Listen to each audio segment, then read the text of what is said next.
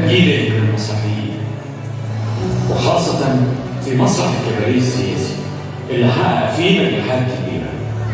قدم وليد يوسف عشرات النصوص المسرحية من بينها أهلا رمضان، الليلة الكبيرة، هدفا في بلاد السعادة، وأعمال كتيرة قدمتها فرق الدولة والقطاع الخاص، واستطاعت توصل للجمهور وتفضل عايشة على خشبات المسرح.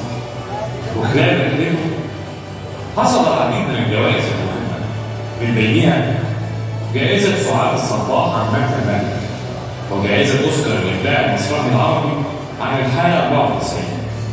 كما حصل على جائزة أفضل كاتب مسرحي في المهرجان القومي للمسرح المصري عام 2019.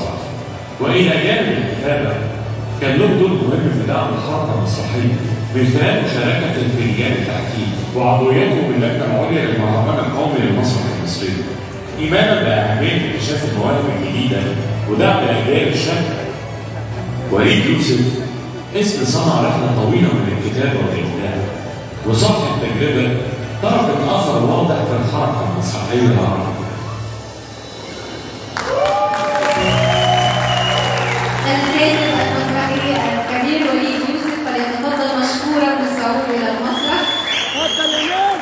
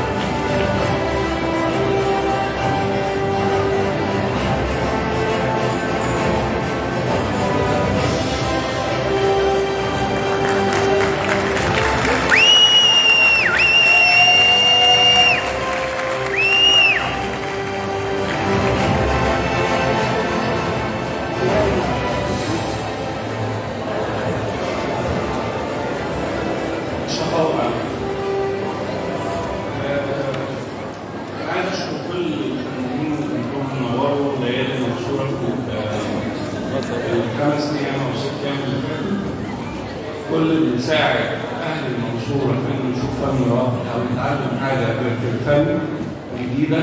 الف شكر ليكم. شكرا لسياده المحافظه على كل ما قدمته للمنصوره.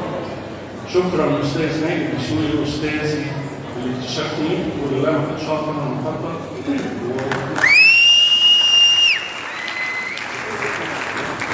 والله يرحم الاستاذ سمير العدل استاذي.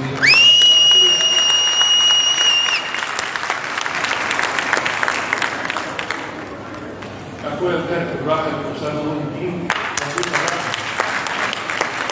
شكرا لكم جميعا وحسن طيب.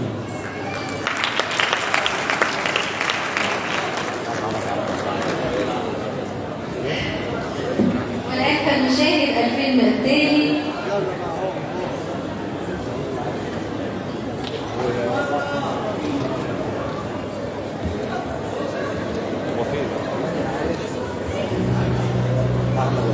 أحمد وفي من المنصورة، بدأ الحكاية وهو طالب في كلية التجارة جامعة المنصورة. كان المسرح الجامعي هو بيت أحمد وفي الأول.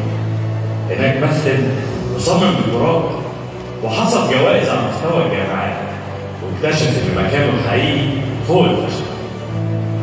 كانت البداية الاحترافية من المسرح، وشارك في عروض مهمة زي بالعربي الفصيح وبكرة والأسطول يا ساتة وحوض الكرامة.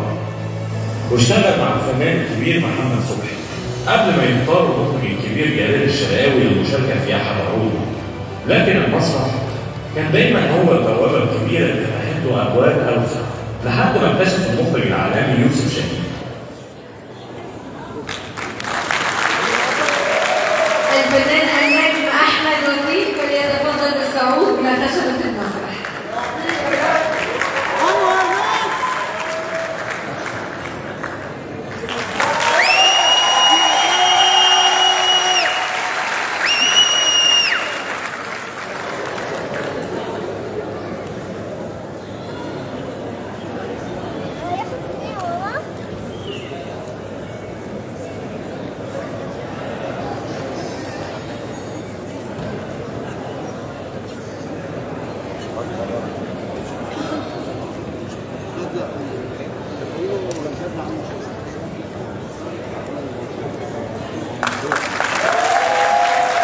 جامد يا بيت. البنت عامله كده.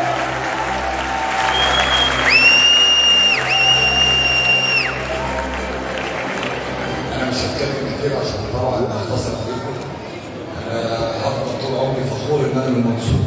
شكرا.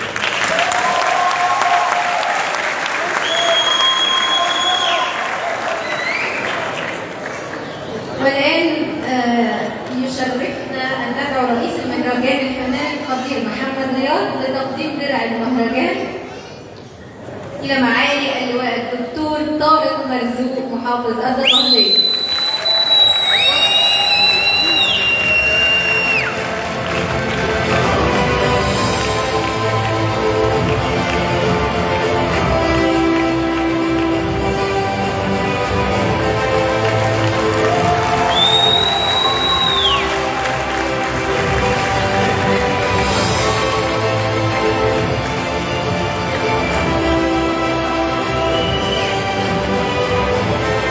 والآن يشرفنا أن ندعو السيد المحافظ لتقديم درع المحافظة لمعالي الوزير عبد العزيز قنصل.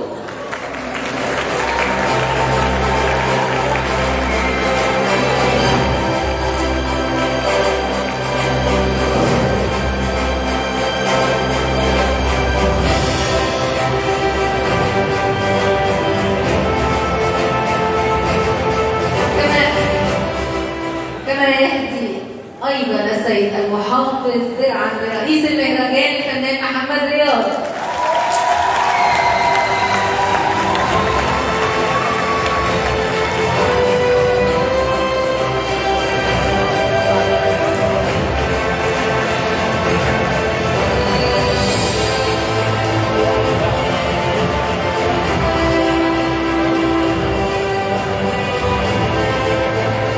والآن يقدم معالي الوزير عبد العزيز قنصوة درع الوزارة إلى معالي اللواء الدكتور طارق مرزوق محافظ الدقهلية.